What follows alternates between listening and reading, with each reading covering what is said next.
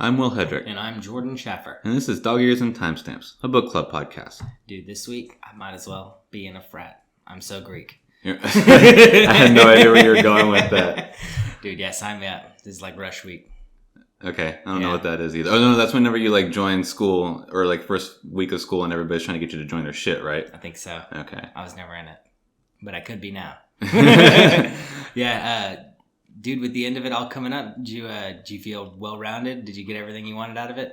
I think so. Yeah. I think so far this might be my favorite book that we've read. Really? Mm-hmm. Did you learn like a whole lot of new stuff Greek mythology wise? Like I didn't know a whole lot, as it turns out. I don't think I learned anything mythology wise. Mm-hmm.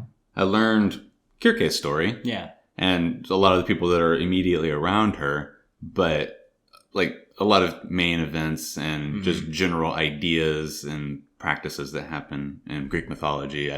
Nothing was new there for me. Oh, cool. Yeah, I kind of feel like I learned a lot. Like I didn't know a lot of the names.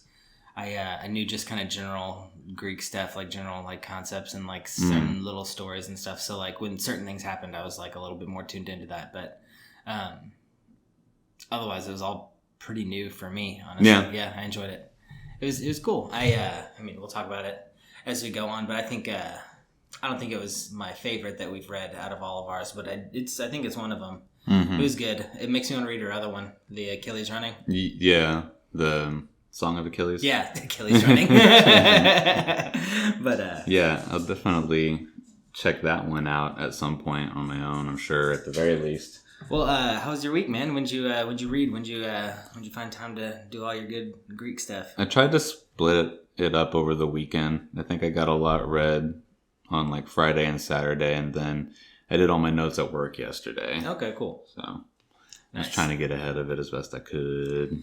Yeah, I was finished with everything Monday pretty early, and then just re-listened to it again today after kind of diving into it deep on Monday, and didn't take a whole lot of notes, but we went over it. I mean, it was just kind of general story that kind of wrapped it all up, I thought. But it was I think we did a good job splitting it up. It kind of felt like it was 3 acts to her story, kind of very. Mm-hmm. I don't know if that's typical for like old stories, like a play here or something. You know how it's in right? Some acts. Yeah, It's kind of just in my head. It was splitting it up this way. It had like 3 big things that happened, and we kind of separated. It did really break well. up pretty nicely in that way, which is probably. It could probably be, attributed to just general story structure and novel writing, where I imagine that there's a certain format to any varying degree where you don't want to spend more than 100 pages or a third of your book talking about this or the setup that bleeds into whatever the meat is, and then the second third is that or whatever. So there's got to be like some kind of best practice that right. Definitely lended it, or at least was evident this time in the way that we ended up breaking it up. I didn't know if it was going to have like a traditional story structure just because it was about a god and her life being like immortal, like it never saw there being a full structure, Well, there's definitely wasn't like the plot graph that we were taught in elementary school. Mm-hmm. It's not like there was a lot of, rising action and then all the other stuff that you would typically see in a single story, which would be, I imagine, like you said, because it's about a god and their lives are just a constant foreverness. Nothing really changes for them. Yeah. Probably the only thing that ever changed for any of them was the great war between the Titans and the Olympians, but that, and then even that, they were all like, whatever afterwards. So it's like it was whatever. It would be hard I imagine it would be hard for a story about a god to have that standard plot structure. You know? Yeah. So yeah, I think we did it good without even really meaning to. Yeah, I mean, I liked it. Makes me want to get back into a little bit of Greek and kind of just like, I don't know, learn. It makes me want to go like into history of like the times and stuff, like when this was super relevant, like who was like Odysseus was an actual person, was he? I don't know. Yeah, see, that would be interesting to me to see if there was anybody that like actually existed. Right. Was Achilles a real person? No? I mean, the thing is that like all these people could have been real people, and maybe they were some sort of shadow of their legend. Mm-hmm. Obviously, they didn't do all the things that they were described as doing. Yeah. Odysseus didn't meet a god, several gods, because we assume, with the knowledge that we have, that gods don't exist. Yeah. Now, maybe we all get proven wrong, but so they could exist, but it's hard to know that, because all the accounts are just that. I think I don't know that there's any, just pen and paper or, stone tablet accounts of this was Odysseus, he ruled this island, and this is what he did during his life. Yeah. And then he died and his son took over or whatever. Yeah. The only account of Odysseus that I'm aware of is the stuff that happens in Greek mythology, which is too, spectacular to believe. But with Helen of Troy and stuff, that was kind of based on real stuff, right? I think so. Yeah, I was doing like a little bit of light YouTube research. Yeah. It was actually like, you mean Helen of Sparta? I was like, what? And I think Helen was actually like in Sparta, and they were fighting over her, and it was just, I didn't know any of it apparently. So. Well, that's where she came from. We think of Helen of Troy because that's what she's known for, was leaving Menelaus and Sparta to go to with Paris to Troy or whatever. But yeah, I don't know that any of it, or however many of the individuals that ever come up in any of them, if any of them are real to any extent or could be proven in any direction. Yeah. Because I don't think they kept a whole lot of written record back then. Like the Odyssey and, the Troy are just, they started off as just tales being told by mouth, at, the fireside by, Homer. And it's not like it was an account that was written down and then, or whatever. It was just literally word of mouth for generations until somebody was like, oh, I should write this down. Yeah. Okay. Cool. Well, dang, yeah, I'll need to. It'll be hard to do any research on that. Yeah. But yeah, it's I think everything that I've ever seen out there, like on the History Channel, back when it was good and stuff like that, was just like, we think that this person might have been this person that we found half of a record of. At least it fits the description and the general 300-year timeline that we might be able to pinpoint, So it's all that sort of, yeah.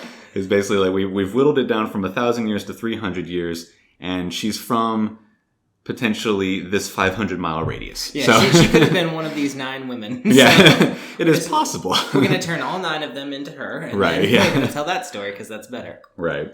So that's probably more likely what happened. Like, I bet Achilles is probably just like an amalgamation of like all of the right hands to the throne or whatever, like the king's hand or the king's whatever they're called, the King's Guard in Game of Thrones. Right. But anyway, you want to hop into it? Just get right started? Yeah. There's like 3 things that happen. And those 3 things that happen are Circe's pregnancy goes through. Telegonus, her son, goes off to Ithaca because he wants to meet Odysseus' father. And then Telegonus comes back. And that's really all, as far as like major events, that's what happens. And then, the stuff that happens at the end. Yeah. And so, there's not really any reason to just go beat by beat. Circe's pregnancy is really bad. It's like way worse than she would have ever anticipated. Especially because she's not used to pain. Like she's one of the few gods that we know has ever like even experienced it, because she like cuts herself after seeing, who was it that got whipped? Prometheus. Thank you. After she saw Prometheus's blood, she wanted to see like if she bled too.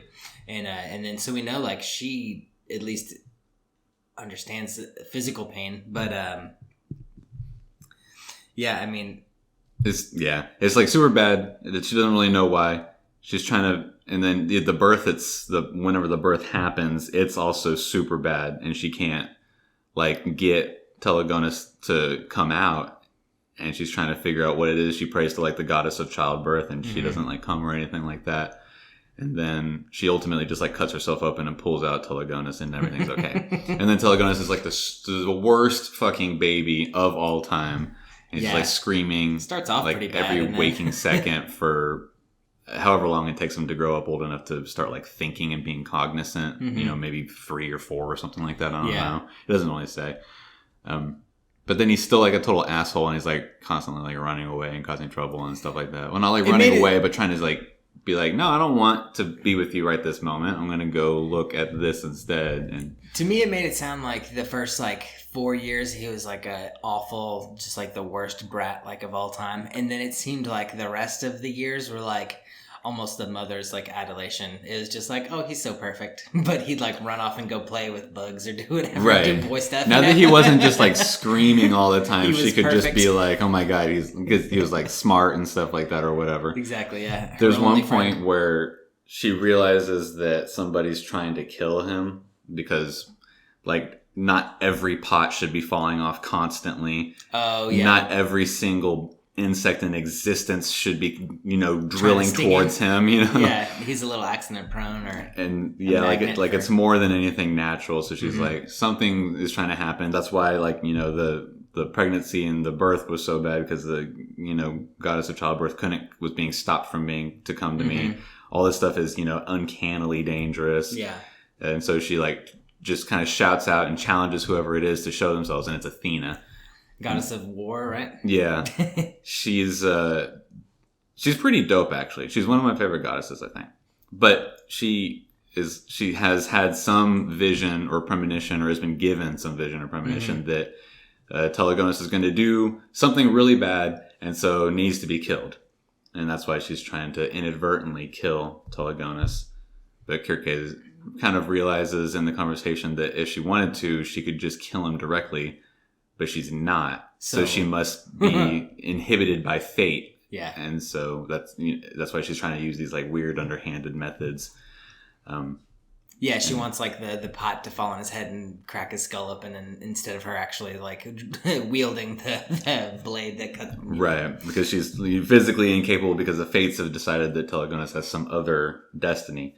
I think with that too, she cast a ton of like spells and enchantments all over her island to also keep Athena away. Yeah, at that point she then does so. Yeah, that exactly. She comes up with something crazy using some stuff and then a vial of blood that she had gotten from Odysseus when he went to go see the dead. And I guess the sort of reasoning behind that is that if she could use something from the dead realms, that would keep all gods that can't traverse the dead realms from being able to enter. And so she even says later when she was getting like quizzed on like who could come to the island, like no gods can, like no one can walk here, right? And it's like, well, no living gods, no one living can walk here, something like that. Well, none of the gods that can walk in the lands of the dead or something like that can come here. So I mean, all the gods are living. Yeah, I guess so. So that's like obviously the gods that are there, like Hades, and I can't remember his name, but the Titan that's hangs out in the underworld, and then like Hermes who brings people to the gates and stuff like that. So she does that, and then they get like 16 years before anything really big happens again. Telegonus growing up. He basically just, like any young man, kind of like just wants to grow up and be off on his own and create his own, his own. He's curious about a bunch of stuff. Path, he's definitely sort of like rose tinted glasses about his father, because she sort of paints all of his stories in a positive way. Never says like all the bad stuff that happened in the stories, trying to make him like as honorable as possible. At some point, like a ship comes, and Telegonus convinces Kirke to release the illusion that makes it look like a bad place. And so the ship can land because they're having trouble or whatever. And then the crew sort of inspires Telegonus to start making his own ship because he wants to leave. And we, at some point, find out that Hermes is helping him build the ship. And he learns from the shipwrights, and he learns different like shipwright methods, and they give him a few tools, and they teach him how to do things. That crew that crash lands on their island really takes a liking to Telegonus like immediately.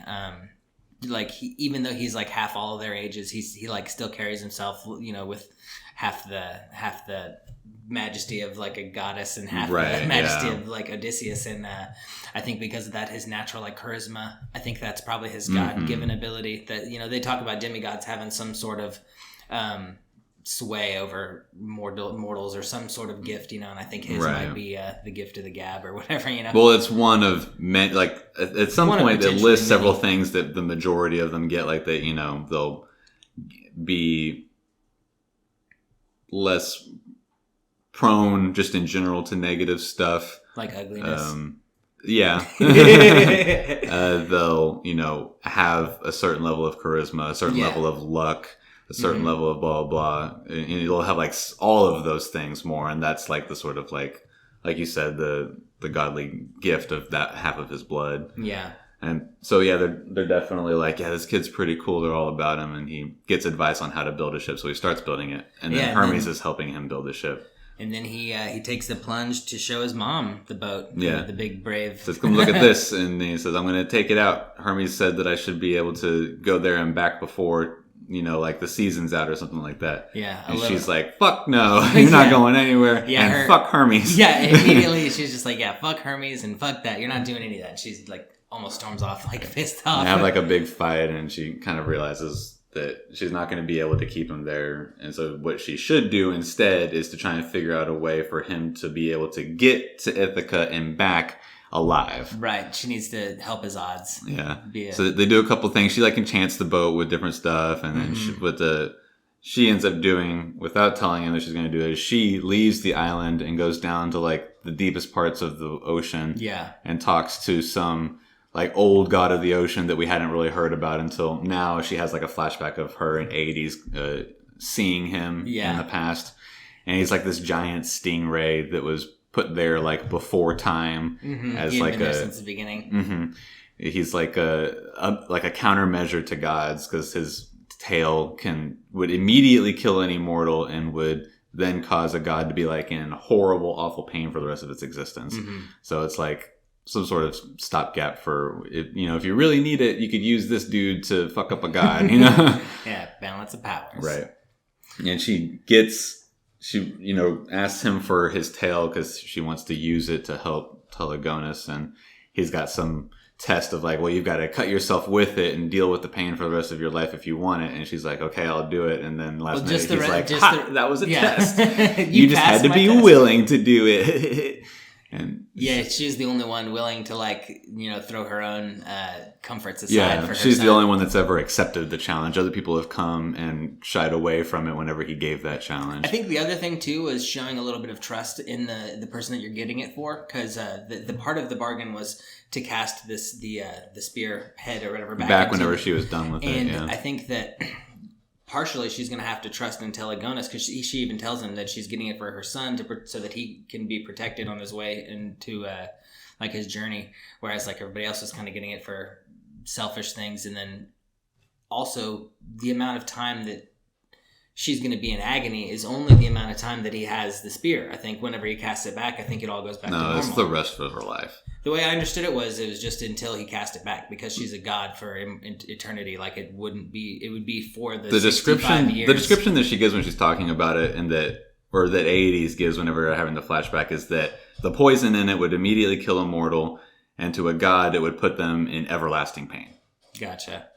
Yeah, that's not the way I understood it. The way I understood it was like everything would go back to normal when it was cast back into the ocean. So I took that to be as like another measure for her passing the test, because not only was she getting it like selflessly and willing to accept the punishment, like the pain that no other god accepted, but she also had to trust whom she was giving it to cast it back in to free her from like the everlasting pain. I don't think it was ever that complicated, because even Trigon says, is it worth it, an eternity of pain, for your son to have a few more years of life? But yeah, and then whenever in my head, I just turned it to like an eternity being his eternity. You know what I mean? Like, and then him being dead being like an eternity for her. I just turned it into something greater than it was. was, because in my head it was going to be over when it was over. Like it would never, like there was no eternity as far as this blade is concerned in my head, even though that's like one of its stats. It's weird that you would do that when on 2 occasions it said eternity. Yeah, I know, man. It's just, it didn't make sense to me that something could be everlasting. Like even still saying the gods it out loud, are everlasting. I know, that's what I'm saying. Like, even still saying it out loud, it doesn't make sense. Like it can't be. Like there's no way it could be. Like even though you're saying it is, I don't believe that. Like there's got to be a way for it to be undone, just like everything else. Like how Circe turned mortals immortal, and that's never been done before. Like she would have found a way around it. So in my head, there's no definitive, this is the only way things could happen. As far as my head in this story, her turning immortal made it in my head she could kill gods, she could undo curses. In my head it was never anything that would be her eternity. Maybe the eternity of like her life with her son. I didn't know if that was going to be I didn't realize like that was basically the chunk that we had rested. I thought we were going on for the rest of eternity. But, it also wasn't even part of his test. He even outright says that just in that moment, he had the whim to just let her have it because she accepted the challenge. Mm-hmm. So it's just like on several levels, it just was never that complicated. Yeah, I liked it being complicated and deep. I liked it how I had it. But so she gets the tail and she goes and makes a spear of it and says, "Take this with you in case, Athena comes after you," or whatever it is. Yeah, that was pretty cool. I liked the little scene where she was like kind of imbuing his spear with the new it's his tail, right? It's like the it's still like the barb on the end of his his stingray tail. So like when she's putting it on, she goes to his old spear and looks at it, and she's like, "Well, this is the kind of shitty one he practiced with, so let me just take the old end off and put the new one on and keep the old old spear haft, and he's well practiced to that." And then she like imbues it with some like magic twine and then like makes it stronger, and then it's just a cool little weapon.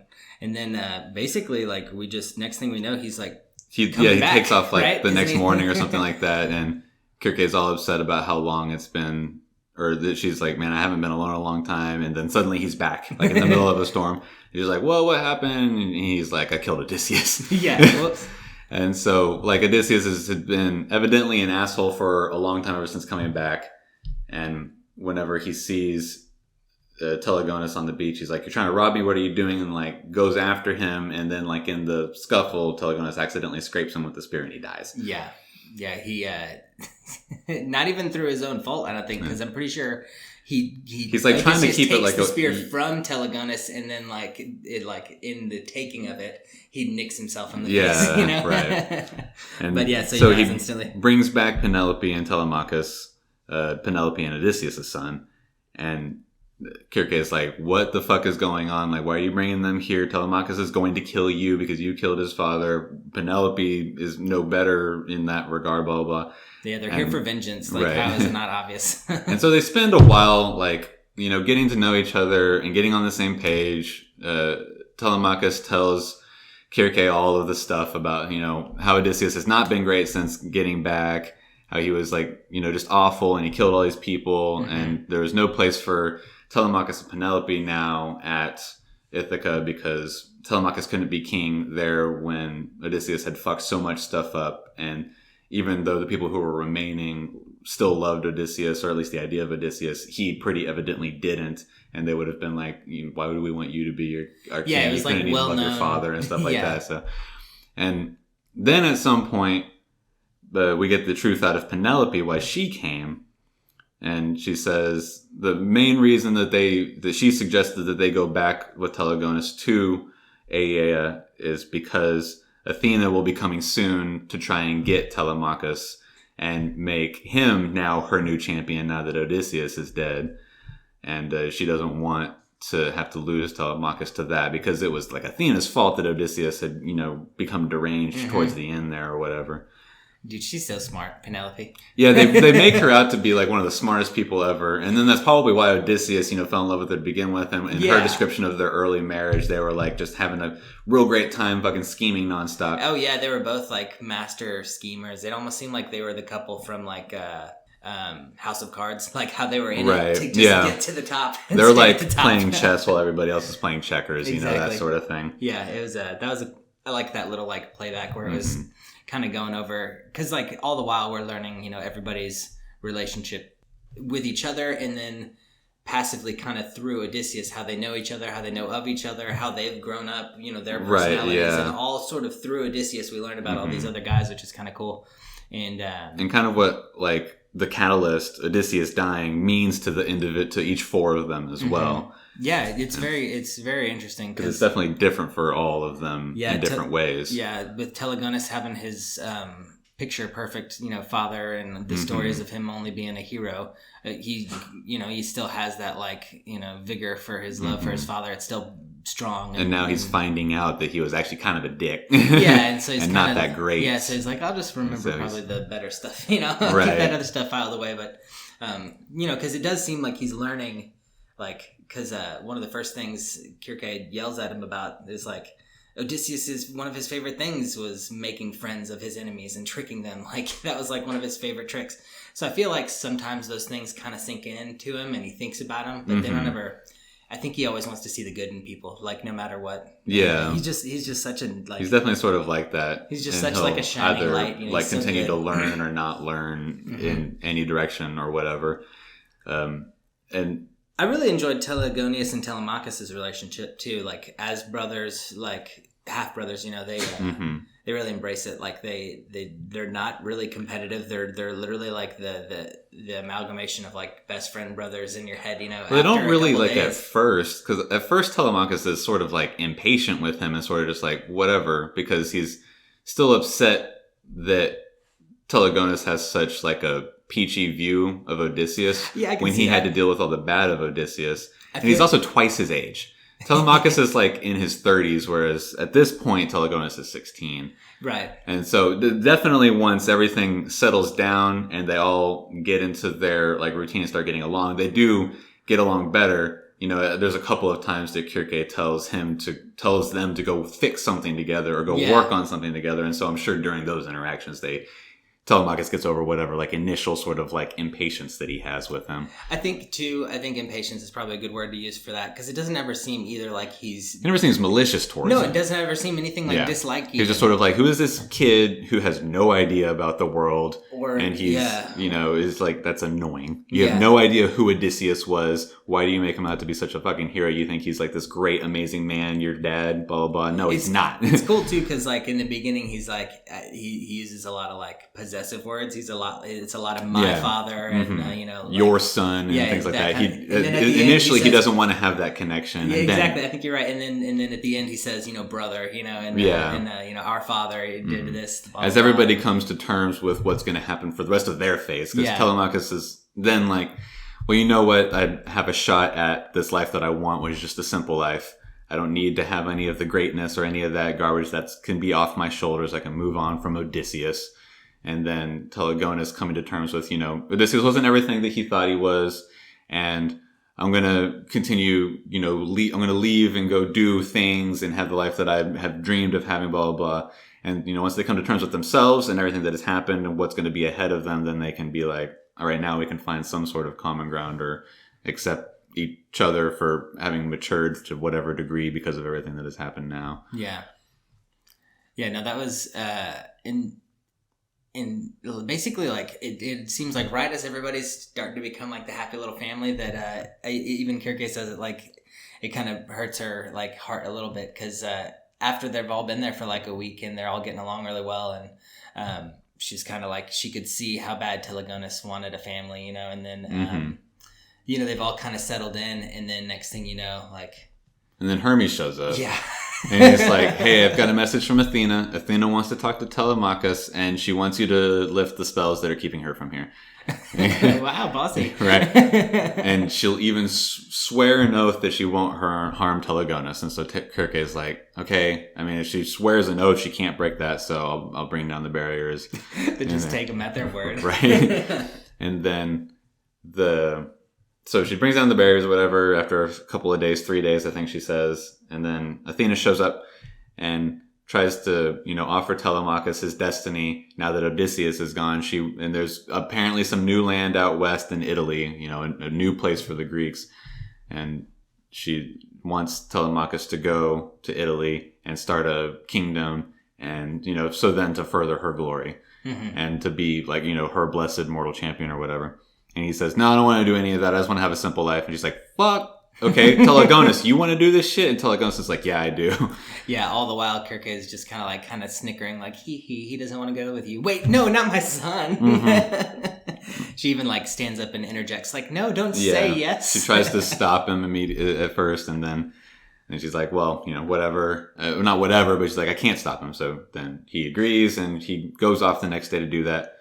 And yeah, with his mother's blessing, which is cool. She always ends up giving her a blessing in the end, like a mother knows, she needs to, and she sends him off with gifts of fertility so he can have heirs, because he's going to form a dynasty and he has to have heirs. He's also given lots of gifts and different things because he is coming with her name and with Odysseus's name, and he's there to start a dynasty, like I just said. So he's got to have a bit of merit with him, and he's coming with no backstory basically. So he's got to bring it all and create it on his own. And I don't know, that was interesting. I liked her passing him off, kind of just here's all the stuff you're gonna need, and I'll be here. Right. I'll be thinking about you. And then over the next couple of days, she's just really distraught and isn't really doing anything. And then she kind of thinks back to what Trigon had told her at some point.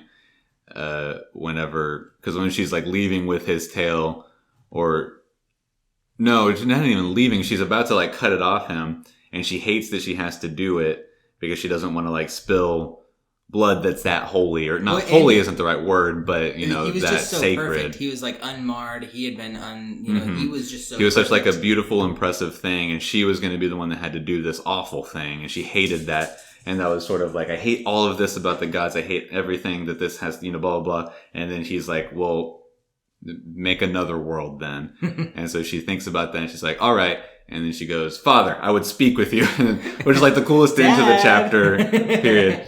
And then Helios appears, boom. And she's like, fucking in my exile, dude. I've got all this dirt on you, and I'll go tell Zeus, and he'll be mad at you. And Helios goes, fuck, okay. The dirt being when she went to go talk to Prometheus and he wasn't keeping an eye on his daughter. Right. And so he's like, fucking fine, you're the worst, I hate you, blah, blah, blah. I'll go talk with Zeus. And you're no daughter of mine. And she's like, good. Don't consider me with your daughters anymore. Right. Don't even talk about me. So then he disappears. She was like, okay, I'm leaving tomorrow. What do you want to do, Penelope? Penelope's like, I'm going to stay here. What do you want to do, Telemachus? Telemachus is like, I'm going to go with you because I'm into you now. Oh, he's been into her for a minute. Yeah. I didn't want to bring it up because we were having such a nice moment where they were a happy family, but it got to be a little bit too. It starts getting real Greek where everybody gets into each other. That's such a good way to say it, real Greek. And so they take off. What they do is they go see Scylla, and because she realized that she still had the spear, and she was, she had intended to give it back when she was done with it. But she was holding on to it for some reason, and she realized this is why I've been holding on to it. So they go. She made some sort of poison. She gets Scylla to drink it, kills Scylla. Scylla turns to stone. And then Telemachus is with her, right? And he helps guide the ship. He does a little bit. He's just rowing, helpful, right? Trying to keep the ship moving, and yeah. Because otherwise she would have had to, row the ship to keep it moving, and poison Scylla or whatever. I think also with a mortal being there, I think. It kind of got Scylla a little feistier. She was like, "Ooh, I could eat this guy real quick." Maybe it seemed like it, at least. Because the first 2/3 of them going through the straits is Scylla taking the goats that they have, which they brought for that purpose. And she even made Telemachus invisible at first, and she doesn't notice Telemachus until at the very end, whenever she's scanning the ship because there's no more goats. You're right, yeah. So, but I mean, in any case, they get through that. Scylla's now stone. That terror is gone. The greatest sin of Circe is done. Yeah. Or at least fixed. Yeah. And then they go to her old shore that she would hang out with Aedes and then later Glaucus.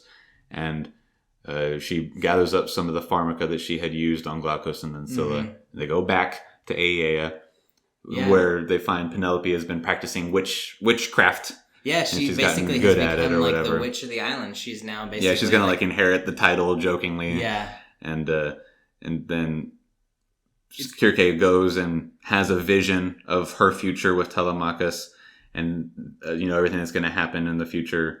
And then she makes some potion of the pharmaca, drinks it, and becomes mortal. And that's how the book ends. Yeah, her vision shows her aging and, different things, like any like little accidents she might make in the field. Like she'll cut her hand and it'll scar over, but it won't go away like it used to, And she sees herself like cursing these cursing these changes, but yet not wanting to change anything, Right, yeah. And she just dies. It was kind of like the full circle to like the whole story, because it starts off how gods, they don't understand like true life because they don't know death. And then at the end, she's like, I want to know it all. And then kind of like you're saying, create a new world. And so she's like, all right, I'll just go to a world where gods die. Right, yeah. It's different from some other traditional tellings, but I think that I like this version better than some of the traditional tellings. Yeah, I think it fits better with the character that's been portrayed in this book. Yeah, I like it too. I think it shows like a strong character. We've grown with her. We learn like her faults, her different things. It's not just like a classic Greek tale where like everything seems to just be almost graphic for graphic's sake. At least that's how some of it feels to me. It's just so, gnarly and graphic and Greek, it just, it seems like some of that's over the top, but I liked it. It was, some of the differences like between this and like the actual Greek, like telling, where when they came back from, Ithaca, they had Odysseus's body and they buried him on Aeaea. And then, basically they sort of just traded moms and they married their moms, and then Telegonus goes back to fulfill his destiny with basically Penelope like as his wife, and then Telemachus goes with Circe to like continue his days on, and I think Circe also she had other kids too with Odysseus. I don't think this was her only kid. I think she had other kids with him too. So there was just like a lot more to be done. And also I don't think she dies in the Greek version. At least I couldn't find an ending. I might not have done enough research today. I've never seen anything about that either. Not that I knew a whole lot about Circe to begin with, but I like this way. This way is cool. This is a nice, it's a fitting end for, like, I guess like we already said, for the character that's being told in this book, a character that is a god but hates all the gods and hates godhood, and hates that everything is the way that it is, and so she changes at least her world, right? And that she can now take her out of divinity and die with the mortals in the way that she has envied and wanted to. Death with dignity. I suppose so. I don't know. That's the way I think it, because she doesn't want to keep living without these people and without these, she doesn't want to continue on as herself. So I know I was being silly when I said it just then. I think it probably kind of is, in a way. Yeah. So I liked it. It was it wasn't as dark as I honestly thought it was going to be. I thought it was going to get like, I thought they were going to be like just constant deaths and betrayals and murders, and there were, but not necessarily from like Circe. I thought she was going to be more like mischievous, I guess, and she was just like a fun heroine character. She was like the hero the whole time. Like I never had a moment where I felt like we went dark with her or anything, it just felt good. Well, she did spend like half a century turning hundreds of men into pigs almost indiscriminately. Yeah, but then she met Odysseus and it was all good, and she liked mortals again. So it's good. I forgive her. She's just a god. She doesn't know any better. But so how'd you like that? How does it rate with the others? So far, this is my favorite one. Yeah?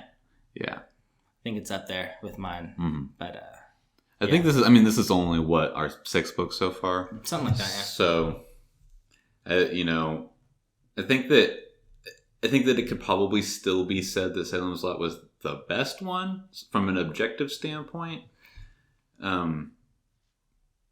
But as far as like a personal favorite, this is the one that I've liked the most so far. Cool. Well, cool, man. Good. We'll have to go back down this route. We definitely should look at the Song of Achilles. It's definitely worth keeping in mind for a future book. Yeah, I like the little throwbacks she gives to Achilles too, when Odysseus like goes to meet Achilles down in or was it Odysseus that meets Achilles? Well, Odysseus goes to recruit Achilles because he's the only one that can get him to do anything. Well, I thought when he met Achilles like in the land of like the dead. And Achilles was just like, that's what you're talking about. Yeah, and he's one of the how, like, he's one of the dead that comes up, and yeah, he evidently tells Odysseus that like he wished he had just lived a simple life instead of the glorious one that died early. Yeah, he died for his glory so that he could live on in the history books and have immortality like the gods, but in that way. And then apparently he meets up with Achilles and tells him like, dude, you are remembered. Everyone knows you and knows of you, and kids grow up wanting to be you. Like you're everything you died wanting to be. And he's like, man, I wish I had just died a happy old man with kids or something. Simple life. He would have preferred to have had a simple, long life rather than dying young. And whether that's actually what happens with Achilles in the actual Greek tellings or not, it's probably something that happens with her, Achilles, so there's going to be some freedoms and liberties that she took with that other book that I think is going to be really fun if we ever go dive in that. Yeah. So, but, yeah, man. Well, hey, you want to tell him like what we're thinking for next week? So for next week, no, I don't even remember if we mentioned it too much just as a book that exists last week, but so Christopher Paolini came out with another book that takes place in the Aragon mythos, and it's like a couple of the way that the jacket describes it is that it's like 3 short stories that take place during and around the Aragon's adventures and stuff like that. Yeah, it's like after the conclusion in the last book in Inheritance, it has like this like tales from Alagasia, and it's like the worm, the witch, it's the fork, the witch, and the worm is the title of the book. We're just going to read the whole thing, and just talk about it and what we just kind of think about it. We're not going to go through it for next week, so we're just going to do like a one-off episode just about it. Yeah, we might do a little punch up on just like the background of the Aragon and stuff. We talk about him and the mythos of his world all the time, but just to give y'all backstory of what happened, just like a rough, we'll go over that real quick and then probably dive right into what, how we like this book and whatnot. But yeah, like Will was saying, we're just going to do a short one episode, a one-off on this one. So it's if anyone wants to read with us, it's like, so the paper, not the paperback, it's a hardcover edition that Jordan bought, but the printed version that Jordan got us is like 220 something pages. Yeah, not much. But they're really small pages. The font is really big, and the margins are really wide. So it's really like 120 pages. Yeah, he really likes. So it's really not much for reading. So that's why we're going to just knock this out in 1 week as opposed to dragging this out, because I started reading it today at work and I'm already 86 pages in. I read the first third of it. So it's not going to take any time at all. It's going to fit nicely as just a one episode. And then that'll give us some time to determine what we want to do for the next series of episodes. Or if we even just decide to do another single book week or whatever, whatever it is that we decide to do. Yeah, I think this will be fun, in particular just for us, because this is like a world that we have spent like a lot of time like kind of growing up with, and being able to jump into it and destroy this book in like 1 week, and then talk about it is going to be kind of like when we were kids, and then the books would come out and it'd be like, have you finished Harry Potter yet? And you got to talk about, the Half-Blood Prince. And then, so yeah, I'm really excited. I, like the second I saw the book came out, I texted the few friends that I remember that, read Aragon growing up, and they all freaked out. They're like, holy crap, when did this book come out? And I was like, literally, I think the last day of last year. So it's brand new. And everyone's like, I'm going to buy it like yesterday.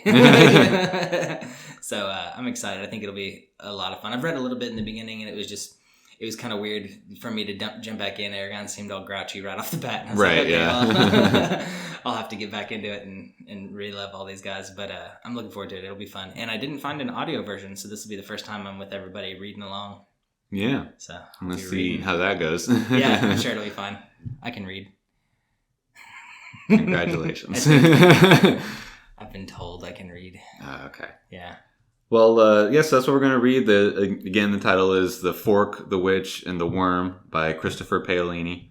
It has a subtitle about like Tales from Alagasia, Aragon or something weird like that. It's maybe once I've read the whole thing, I'll be able to tell why it's got a dumb subtitle and what that potentially means for the next books. I have an idea, but whatever. Mm-hmm. So we're going to read all that. And then next week, we'll also go over what it is that we're going to read for the next ones. And we'll see y'all then. I'm Will Hedrick. And I'm Jordan Schaffer. This is Dog Ears and Timestamps.